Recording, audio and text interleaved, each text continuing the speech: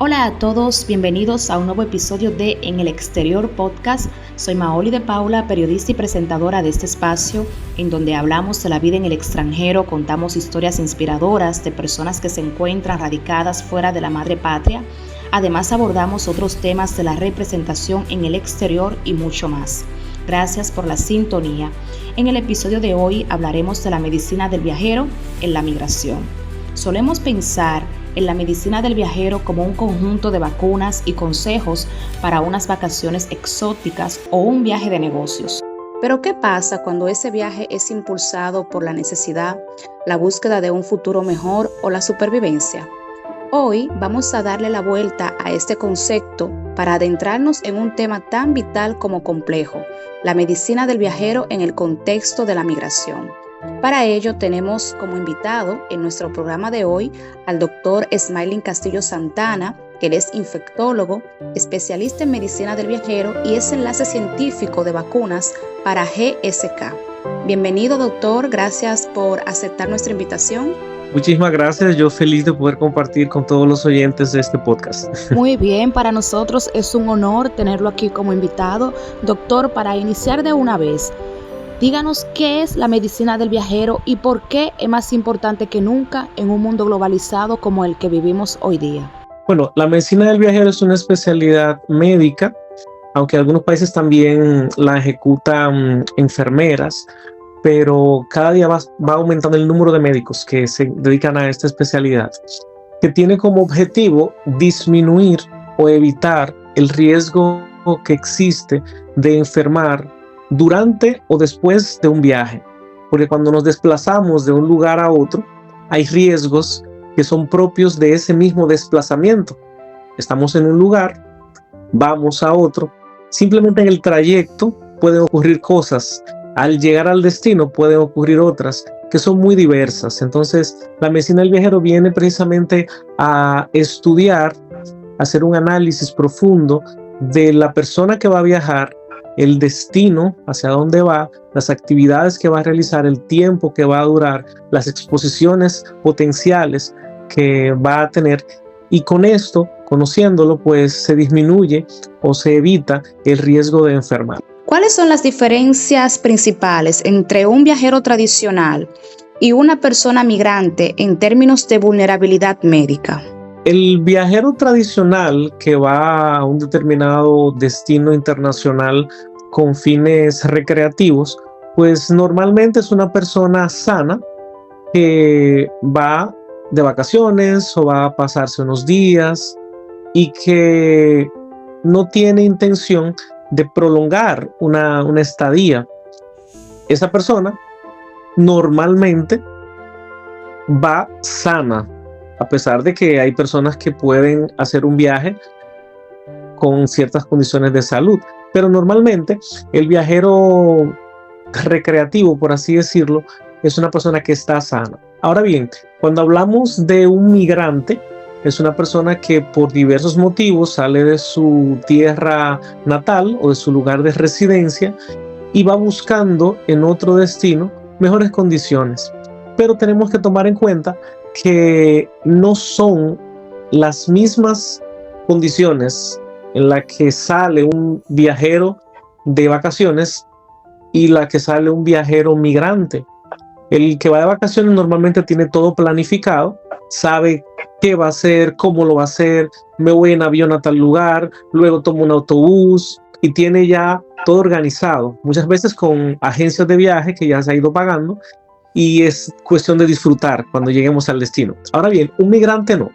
Un migrante sale y muchas veces ni siquiera sabe cómo va a ser el trayecto, o sea, desconoce el trayecto, desconoce las condiciones, desconoce pues el destino, dónde va a llegar, cómo va a ser pues la alimentación en esos días, si va a tener que pasar por lugares así medios, lugares turbios, por así decirlo, en condiciones que sabemos que muchas veces, pues, condiciones migratorias irregulares, que las personas tienen que someterse a ciertas condiciones como camiones, pasar por caminos que son poco habitados. Entonces, todas esas condiciones nos ayudan a marcar una diferencia entre un viajero que va por motivo de vacaciones y un viajero que va a migrar. ¿Cómo impacta el trayecto migratorio, muchas veces largo y con condiciones precarias, como usted acaba de mencionar, en el sistema inmunológico y la salud física? Es muy importante esa pregunta porque cuando tenemos un viajero, y voy a poner el caso de la famosa Vuelta de México, que en Dominicana estuvo muy de moda durante cierto tiempo. Son personas que salen de República Dominicana, llegan al famoso tapón de Darién, donde las condiciones de la selva pues llevan a exposiciones de diferentes tipos. O sea, hay animales silvestres, hay vectores tipo mosquito que transmiten virus como dengue, zika, chikungunya, hay riesgo de leptospirosis asociado a aguas contaminadas. Entonces, todas estas exposiciones ambientales, dependiendo del tipo de microorganismo, pues van a tener un impacto del sistema inmune que va a ser diferente. Si es un microorganismo tipo bacteria, si es un parásito, si es un virus. El sistema inmune tiene diferentes formas de activarse. Hay que tomar en cuenta también que en la inmunidad interfieren diferentes elementos. Y de hecho, para nosotros mantener un inmunofitness, que es el entrenamiento del sistema inmune, dentro de los principales elementos está una buena alimentación. Entonces, una persona que es migrante, que pasa por condiciones precarias, pues va a durar no sabemos cuánto alimentándose mal. También horas de sueño es fundamental para el sistema inmune. El estrés afecta sobremanera el sistema inmune. O sea, estos elementos que alteran a nivel psicológico nuestro organismo, estrés tanto físico, por estar sometido a que tiene que subir una montaña, que tiene que lanzarse de un lugar a otro. O sea, todo este estrés, tanto físico como estrés psicológico, interfiere directamente en el sistema inmune, debilitándolo. Por lo tanto, vamos a estar más propensos a enfermedades infecciosas. Entonces, es importantísimo tomar esto en cuenta, que el sistema inmune puede verse afectado por diferentes agentes agresores, por así llamarlos. Muy bien. En situaciones de migración forzada, ¿cuáles son las principales enfermedades infecciosas a las que las personas están expuestas en las rutas? Eso va a variar mucho dependiendo del trayecto, del destino, porque una cosa es el destino, o sea, hacia dónde yo quiero llegar, otra cosa es el trayecto, por dónde me voy. Entonces, es una respuesta muy, muy variable. Tenemos, por ejemplo, los africanos que van a Europa. Entonces, las enfermedades, por ejemplo, de la África subsahariana, que hay un área que se conoce como el cinturón de la meningitis. Entonces, quienes pasen por esa zona van a tener riesgo de contraer una bacteria que causa el meningococo, que es quien causa... decimos una bacteria, pero esta misma bacteria tiene diferentes serotipos, por así llamarlo. Entonces, hay varios tipos de esta bacteria que pueden infectar a estas personas. También hay riesgo de sarampión, hay riesgo de tuberculosis por condiciones de hacinamiento. Muchas personas que están en centros de refugiados, y estas condiciones de hacinamiento son favorables para la transmisión del Mycobacterium tuberculosis, que es la bacteria que causa la tuberculosis. En el caso, como mencionaba anteriormente, de los migrantes que van camino al norte, en el continente americano específicamente, que atraviesan el tapón de Darién, pues por la selva tienen riesgo de malaria, tienen riesgo de dengue, zika, chikungunya, leptospira. Los que llegan directamente a México para pasar la frontera también van a tener riesgo un poquito menor, pero existe el riesgo de malaria, de Chagas, entre otros. Muy bien. ¿De qué manera, doctor, la burocracia, la falta de seguro médico, el estatus legal en tránsito afectan el acceso a medicamentos esenciales? Es una pregunta muy importante porque a pesar de que la salud es un derecho, el estatus migratorio condiciona mucho la, la oportunidad que tienen las personas de disfrutar de ese derecho. El acceso a la salud se ve muchas veces limitado por la condición migratoria, el estatus migratorio, mejor dicho, de una persona. Entonces, los sistemas de salud tienen una planificación, tienen un presupuesto, porque los recursos no son infinitos, son finitos, se acaban. Es normal que los sistemas de salud a nivel mundial, pues los diferentes modelos que existen, tengan sus restricciones, y es precisamente estas restricciones las que hacen que los migrantes que se encuentran en situaciones irregulares, porque quienes tienen sus documentos al día, pues pueden disfrutar, tienen, claro, hay diferentes condiciones. Hay personas que tienen un seguro médico, que tienen pues la oportunidad de disfrutar de los servicios médicos. Otros tal vez estén en condiciones regulares, pero no tengan un seguro médico, dependiendo del país. O sea, varía mucho. Es un tema bastante complejo, pero lo que quiero resaltar es que a pesar del estatus migratorio, la salud no debe ser una de las... debe ser comprometido el acceso a los servicios de salud por ser un migrante legal o ilegal. O sea, todos deberíamos de tener este derecho, todos deberíamos poder disfrutar del acceso a los servicios de salud, pero sabemos que lamentablemente no es así. Y muchas veces hasta por miedo. O sea, una persona que es migrante, que está ilegal en un país, tal vez no sepa que tiene derecho y que puede ir a un centro de salud y no lo van a deportar, pero por miedo a pensar que lo van a agarrar, lo van a deportar, va. Entonces es un tema bastante interesante. Podemos pasar aquí una hora completa y más hablando de eso.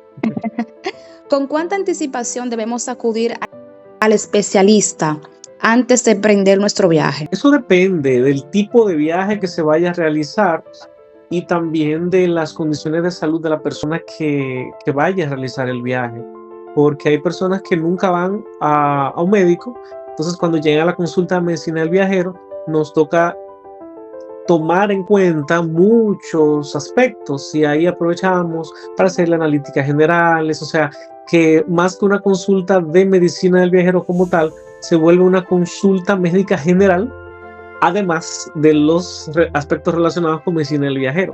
Pero suponiendo que es una persona que sí, que es sana, que es joven, por ejemplo, no tiene ninguna enfermedad, no toma ningún medicamento, va solamente a la consulta por el viaje, lo ideal es que vaya por lo menos 4 semanas antes, porque hay vacunas que deben ser aplicadas, y dependiendo del destino, la persona puede requerir más de una vacuna. Entonces, para que podamos organizar esos esquemas, cuál le vamos a poner primero según la necesidad, cuál vamos a poner en la próxima visita, lo ideal es que sean por lo menos 4 semanas antes del viaje. Ok, ¿cuáles son las vacunas obligatorias a nivel internacional y cuáles son las simplemente recomendadas? Varía dependiendo del destino. Por ejemplo, tenemos las vacunas, dentro de las obligatorias tenemos la fiebre amarilla. La fiebre amarilla es una enfermedad viral causada por el virus de la fiebre amarilla, una enfermedad que es transmitida por un mosquito. Un mosquito pica y te transmite el virus. Entonces, hay lugares donde no está el virus, pero está el mosquito. Entonces, por ejemplo, República Dominicana no tenemos el virus circulando aquí, pero tenemos el mosquito. Si una persona viene de un país donde sí hay circulación de ese virus, pues, y la persona lo trae en su sangre, aquí lo pica un mosquito y puede comenzar a transmitirlo. Entonces, Dominicana tiene como obligatoria la vacuna de fiebre amarilla para viajeros procedentes de Brasil, por ejemplo, y de otros países, también países de África. Y hablando precisamente ya del otro lado del mundo, los musulmanes, cuando van a la Meca, por ejemplo, la peregrinación que realizan, el país árabe le pide la vacuna contra el meningo, porque El meningococo, como mencioné, hay un área de África que se conoce como el cinturón de la meningitis, donde es muy prevalente, pero además de eso, por la concentración de personas, un contacto cercano puede favorecer mucha gente, eventos masivos, puede favorecer la transmisión de microorganismos. Entonces el país lo tiene como requisito, sí o sí tienes que tenerla porque si no, no entras al país, eso es obligatorio.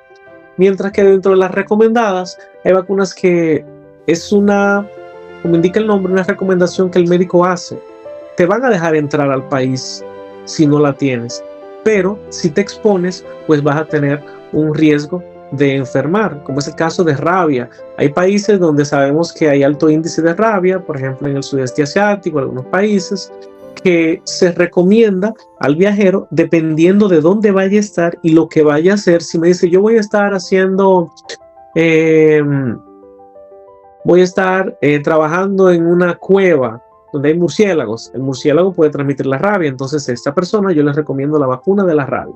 También la vacuna de polio, si es una persona que va a viajar a países como Afganistán y Pakistán, que hay transmisión endémica todavía de polio.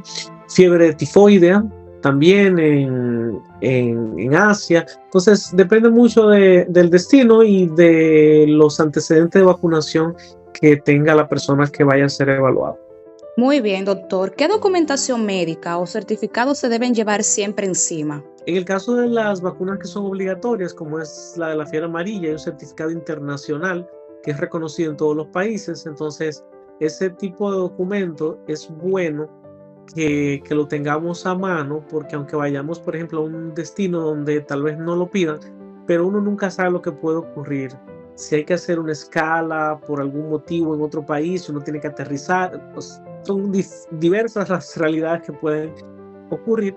Entonces, por eso yo siempre recomiendo que esos certificados de vacunación, tanto de vacunas así de importancia internacional como aquellas que nos ponemos de rutina, pues las tengamos a mano. Cuando se traslada una familia, ¿qué precauciones especiales se deben tener con los niños, mujeres embarazadas o adultos mayores? Bueno, esa tripleta es la tripleta que tiene mayor riesgo. Los niños y los adultos mayores tienen una condición especial en relación al sistema inmune. En el caso de los niños, el sistema inmune todavía está muy inmaduro, y en el caso de los adultos mayores, el sistema inmune está muy maduro. Entonces, por eso es que se enferman más los niños y los adultos mayores, porque así como envejece el cuerpo, vemos las arrugas y vemos que los órganos van dejando de funcionar, son más frágiles los huesos, se van olvidando las cosas, la memoria falla. Asimismo, el sistema inmune deja de producir las células de defensa. Eso se conoce como inmunosenescencia. Entonces, en el caso de los niños, como mencioné, ese sistema inmune todavía está muy inmaduro. Es con el paso de los años que nos vamos vacunando, que nos vamos exponiendo de forma natural a ciertos agentes infecciosos y que entonces vamos desarrollando las defensas.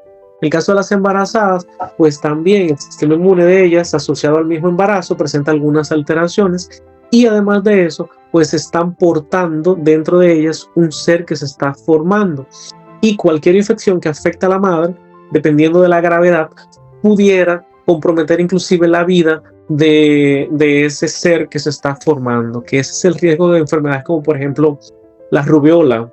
No es tanto por la gravedad que pueda tener la madre, sino porque puede causar rubiola congénita y puede llevar, entre otras de las causas infecciosas, puede llevar a aborto. Entonces, cuando se viaja con mujeres embarazadas, con niños, con adultos mayores, si la vacunación es importante cuando viaja cualquier persona, cuando se trata de población de riesgo, como estos que hemos mencionado, pues la vacunación adquiere un matiz especial. Es 1A que se vacune, no de que voy a la consulta, el doctor me recomendó las vacunas y si yo puedo me la pongo y si no, no pasa nada. No.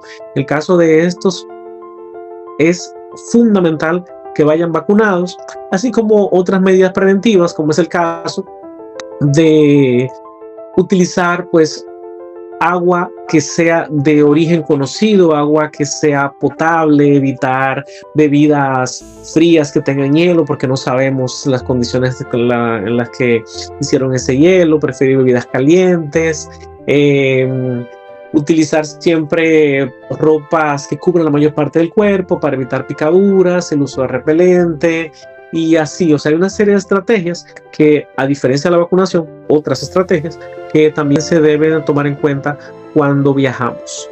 Y de manera especial cuando viajan estas personas que tienen condiciones especiales. Pero si se tiene poco tiempo antes de viajar, ¿sirven igual las vacunas? Sí, hay vacunas que se pueden hacer esquemas acelerados. Está descrito que igual el sistema inmune se va a activar.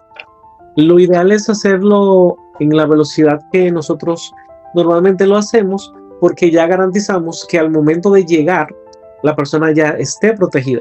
Pero hay esquemas acelerados. Si el paciente llega a última hora, por ejemplo, o una semana antes del viaje, hay vacunas que podemos acelerar. Ponemos una dosis, por ejemplo, y si son 2, se completa la segunda dosis en el lugar de destino, dependiendo del tiempo que vaya a durar. Si es un migrante, se va a quedar por allá, pues tiene que ponérsela por allá. Y así, esquemas acelerados se pueden hacer para algunas vacunas, eso está descrito. ¿Cómo se debe gestionar la medicación habitual si se viaja con enfermedades crónicas, doctor? Eso es fundamental. Al paciente yo siempre le pregunto si tiene alguna enfermedad y les recomiendo siempre, usted va a durar 5 días en un país y usted toma pastillas para la presión, para diabetes, lleve el doble. Si usted va a durar 5 días, lleve pastillas como si fuera a durar 10 días, porque no sabemos lo que puede pasar y no sabemos cómo es el acceso a medicamentos en otros países. Hay lugares donde son muy estrictos con la venta de medicamentos que no tienen receta. Entonces, como no sabemos cuál va a ser el acceso al servicio de salud para que tal vez te evalúen, te hagan la receta, yo siempre les recomiendo a los pacientes, lleven el doble de la medicación que van a necesitar. Si no la utilizaron, la traen de vuelta. Si la necesitaron, qué bueno que tuvieron, es mejor prevenir que lamentar, dicen por ahí. Entonces, esa es la recomendación que yo hago. Ya cuando es un migrante, un paciente que se va a quedar, es otra situación, porque los pacientes crónicos, dependiendo del tipo de enfermedad, pueden depender mucho del sistema de salud. Por ejemplo, los pacientes VIH, que son pacientes que van a necesitar un medicamento que se toma todos los días y que en muchos países es el sistema, el gobierno quien lo ofrece, pues esa persona tiene que ubicar cómo es el proceso para entrar en un servicio de salud público en ese determinado país, y puede variar. En algunos lugares muy fácil, en otros más burocrático. Entonces es importante que del país de origen se lleve una buena cantidad de medicamentos para garantizar que mientras puede identificar cuáles son los procesos y regularizar su situación, pues tenga él o los medicamentos que necesite. Muy bien.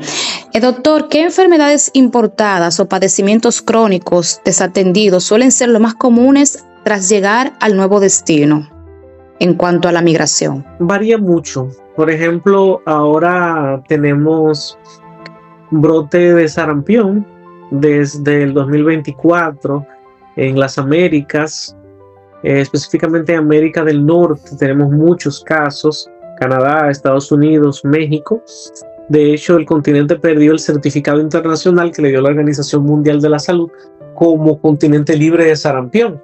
Entonces, en este momento que se está llevando a cabo la Copa del Mundo, en esos 3 países precisamente, esas personas que viajaron a Estados Unidos, por ejemplo, a asistir a uno de los partidos, o aquellos que llegaron a Estados Unidos ya con intención de quedarse, si son personas que no tienen la vacuna contra el sarampión, son vulnerables, están en riesgo de adquirir la enfermedad.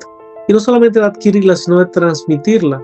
En el caso de los que van de vacaciones o que van por el mundial, regresan a sus países de destino y pueden llevar a reintroducir un microorganismo que causa una enfermedad que ya esté controlada, por ejemplo. Entonces, eso es el caso de las enfermedades transmisibles. Ya en el caso de las enfermedades crónicas no transmisibles, de tipo hipertensión, diabetes, todo eso, que tiene un componente pues multifactorial que depende también del ambiente. Ya habría que ver el tipo de prácticas que vaya a realizar esa persona, como la alimentación, actividad física, entre otras, que son determinantes para el desarrollo o no de enfermedades crónicas como las mencionadas. Muy bien. ¿Cuál es el seguimiento, doctor, que se debe realizar un inmigrante con el tema de la medicina del viajero a su país de destino? Bueno, ahí depende de la condición de salud de esa persona.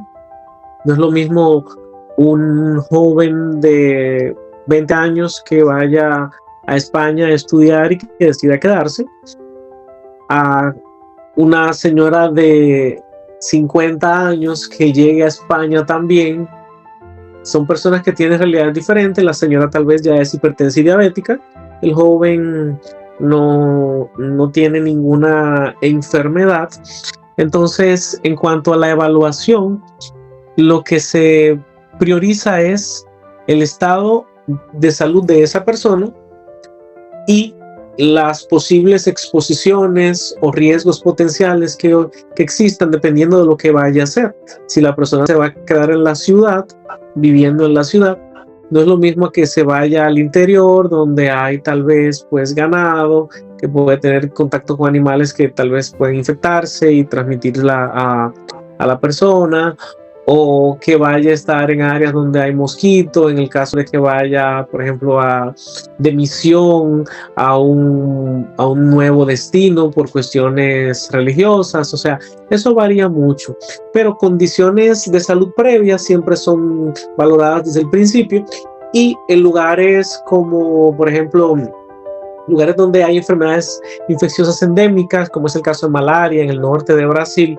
ya están muy acostumbrados a ella, y los servicios de salud tienen programas que funcionan muy bien y que, bueno, no en todos los lugares, pero programas que están muy acostumbrados a manejar esas enfermedades, y por lo tanto, como es tan común, están muy acostumbrados, y por lo tanto, cuando estas personas lleguen a esos lugares, esas enfermedades infecciosas que son comunes en esas zonas van a ser también consideradas al momento de la evaluación médica.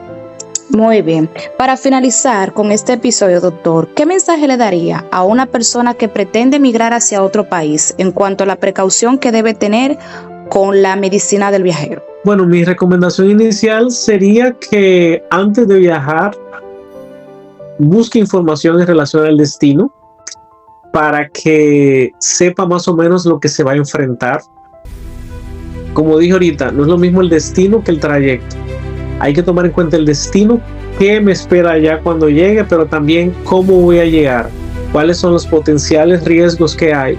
Y si ya tengo eso claro, pues cuando vaya a la consulta de medicina del viajero, ser sincero con el médico, porque muchas veces también por la misma realidad las personas se limitan y dicen, no, yo me voy de vacaciones, pero ya la persona sabe que se va a quedar. Entonces, si el médico no sabe, hay consejos que tal vez no le va a poder dar. Es importantísimo eso, que haya una buena comunicación, que se realice esta consulta previaje y que todos los detalles se puedan considerar: el trayecto, el destino, la duración del viaje, las posibles exposiciones donde vaya a alojarse esta persona. Es decir, que se pueda hacer una consulta previaje con todas las de la ley, como dicen. Muy bien, gracias doctor Smiling Castillo por acompañarnos en este episodio y aclararnos que la medicina del viajero no es solo para turistas, sino también una herramienta clave en los procesos migratorios. Para mí más que un placer y estamos a la orden. ¿Dónde le podemos contactar, doctor? ¿Sus redes sociales? Bueno, a través de mi cuenta de Instagram, dr.smilingcastillo. Ahí pues podemos estar conectados. Yo normalmente comparto información médica, educativa de interés para que estemos orientados en relación a las enfermedades infecciosas. Muchísimas gracias. Gracias. La medicina del viajero y la migración nos recuerdan que detrás de cada viaje hay una historia de recolocación de vida. Proteger la salud en el camino es también una cuestión de dignidad. Gracias a nuestra audiencia por la fiel sintonía. Si te gustó este episodio, compártelo con alguien a quien le pueda interesar. Recuerda suscribirte y seguirnos en nuestras redes sociales. Nos encontrarás como En el Exterior Podcast para que no te pierdas nuestro contenido. Soy Maoli de Paula y será hasta la próxima. Bye bye.